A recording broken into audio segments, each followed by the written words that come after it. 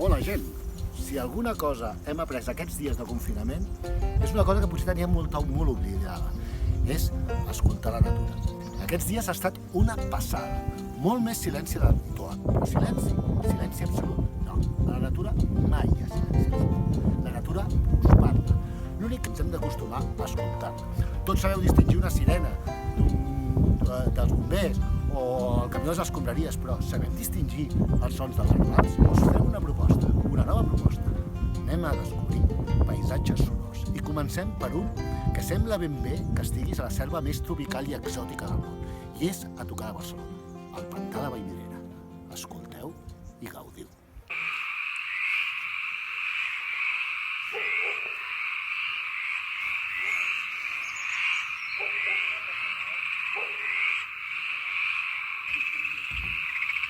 Exactament ens trobem a un dels paisatges sonors més impressionants de Barcelona.